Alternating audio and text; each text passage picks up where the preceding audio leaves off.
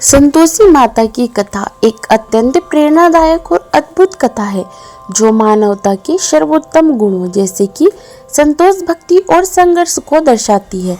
यह कथा न केवल धार्मिक दृष्टिकोण से महत्वपूर्ण है बल्कि यह जीवन के संघर्षों में भी हमें मार्गदर्शन देती है। संतोषी माता की पूजा एक विशिष्ट प्रकार की पूजा है जिसमें भक्त अपनी आत्मा की शांति और संतुष्टि के लिए माता से आशीर्वाद प्राप्त करते हैं। यह कथा हमें यह सिखाती है कि यदि किसी व्यक्ति का हृदय सच्ची भक्ति और संतोष से भरा हो तो वह किसी भी विघ्न को पार करने में सक्षम है।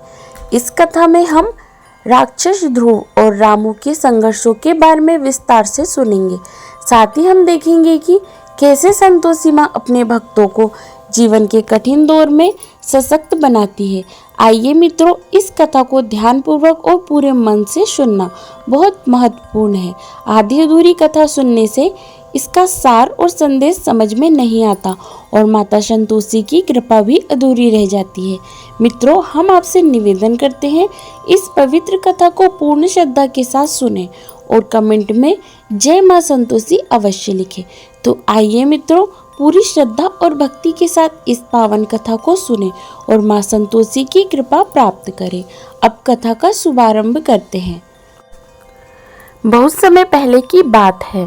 कलयुग के एक छोटे से गांव में एक रामू नामक युवक रहता था।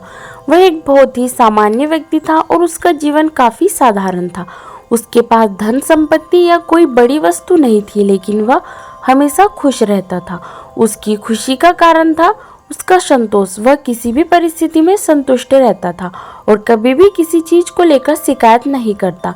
गांव में हर कोई रामू को जानता था और उसकी सरलता और संतुष्ट स्वभाव से प्रभावित था।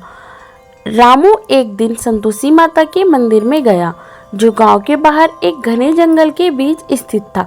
उसने सुना था कि संतोषी माता उन लोगों पर कृपा करती है जो किसी भी परिस्थिति में संतुष्ट रहते हैं और अपनी साधारण जिंदगी में भी खुशी प्राप्त करते हैं। रामू ने सच्चे दिल से माता की पूजा करना शुरू किया। हर शुक्रवार वह जाता और पूरे श्रद्धा भाव से पूजा करता। उसकी पूजा में कुछ खास था।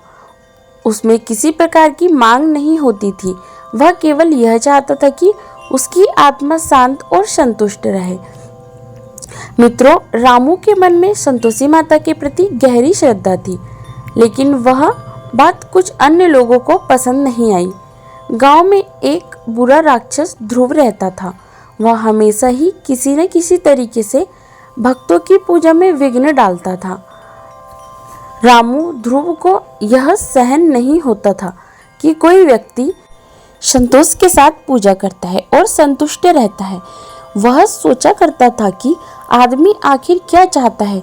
वह बिना किसी बड़ी संपत्ति या नाम के भी संतुष्ट है। मुझे इसे चुनौती देनी होगी। एक दिन जब रामू पूजा करने के लिए मंदिर जा रहा था, ध्रुव ने उसकी राह रोक ली। ध्रुव का रूप बहुत डरावना था। उसकी आंखों में घृणा थी। वह चिढ़ते हुए बोला, तुम कौन होते हो संतोषी माता की पूजा करने वाले? तुम गरीब हो, तुम्हारे पास कुछ भी नहीं है, और फिर तुम कैसे विश्वास करते हो कि माँ संतोषी तुम्हारी मदद करेगी? रामू ने शांति से जवाब दिया, मुझे चाहिए सिर्फ एक बात, संतोष। जो मैं कुछ भी हूँ, जैसा भी हूँ, संतुष्ट हूँ। मेरी पूजा में कोई स्वार्थ नहीं है, केवल एक भावना है, शांति और संतोष। मित्रों, ध्रुव हंसी उड़ाते हुए बोला, तुम यह बात समझ नहीं पा रहे हो। मैं तुम्हारी पूजा को रोकने के लिए कोई भी तरीका अपनाऊंगा। रामू शांत था क्योंकि वह जानता था कि उसकी भक्ति में शक्ति है।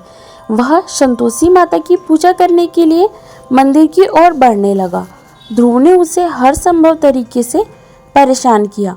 उसकी पूजा सामग्री को उड़ाया, रास्ते में पत्थर फेंके और उससे मजाक किया, लेकिन रामू ने अपने मन को शांत रखा।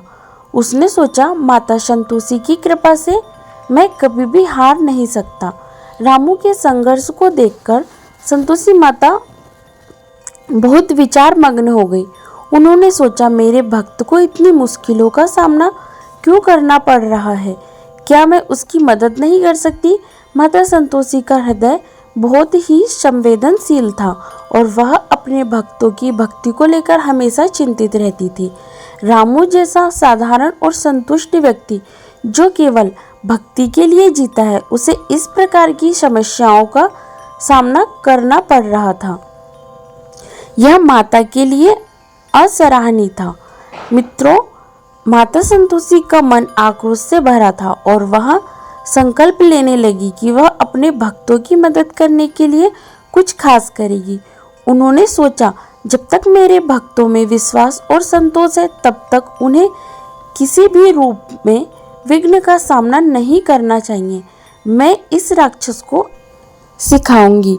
महसूस किया और अपने भक्त की मदद के लिए प्रकट होने का निर्णय लिया। वह पूरी तरह से तैयार थी, क्योंकि अब उसका मन दृढ़ हो चुका था कि राक्षस ध्रुव को यह दिखा जाए कि भक्ति में कितनी ताकत होती है। मित्रों, एक दिन जब रामू पूजा कर रहा था, राक्षस ध्रुव ने फिर से उसे तंग करना शुरू किया, लेकिन इस बार रामू को डर नहीं था। वह भगवान पर विश्वास करता हुआ अपने काम में लगा रहा। तभी अचानक हवा के झोंके के साथ संतोषी माता का दिव्य रूप प्रकट हुआ। उनके रूप में एक अनोखी आभा थी जो पूरे जंगल को रोशन कर रही थी। माता ने राक्षस ध्रुव से कहा, तुमने एक भोले और भक्त को परेशान किया, लेकिन अब तुम्हें यह समझाना होगा कि कोई भी व्यक्ति जब सच्चे दिल से भक्ति करता है तो उसे किसी भी बाधा का सामना नहीं करना पड़ता। राक्षस ने डरते हुए कहा, माँ, मेरी शक्ति का मुकाबला आपसे हो सकता है। आपकी महिमा समझता हूँ, कृपया मुझे छोड़ दीजिए। मित्रों, माता संतोषी ने अपनी शक्ति से राक्षस ध्रुव को पूरी तरह से नष्ट कर दिया। वह राक्षस अब कभी भी भक्तों को परेशान नहीं कर सकता था। माता संतोषी ने रामू से कहा, तुम्हारे विश्वास और संतोष ने तुम्हें यह कठिनाई पार करने की शक्ति दी। याद रखो, जब तुम संतुष्ट रहोगे, कोई भी विघ्न तुम्हारी पूजा में बाधा नहीं डाल सकेगा। ये जीवन में यह घटना एक मील का पत्थर साबित हुई। उसे अब विश्वास हो गया था कि भक्ति और संतोष के साथ जीवन जीने का कोई दूसरा तरीका नहीं हो सकता।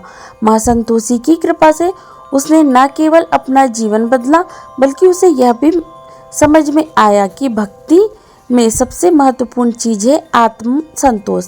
मित्रों, संतोषी माता की पूजा करने के बाद रामू का जीवन पहले से कहीं अधिक खुशहाल हो गया।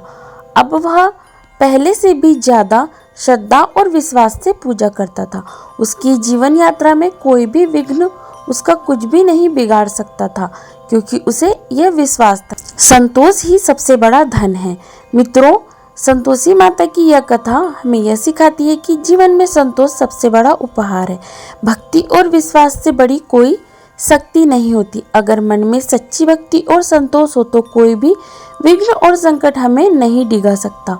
संतोषी माता की पूजा केवल भौतिक चीज़ों की प्राप्ति के लिए नहीं होती, बल्कि यह आत्मिक शांति और संतुष्टि की ओर एक कदम होता है। माता संतोषी की इस प्रेरणादायक कथा का यहीं पर समापन होता है। यदि आपको वीडियो पसंद आए तो लाइक कीजिएगा, शेयर कीजिएगा और हमारे चैनल को सब्सक्राइब कीजिएगा।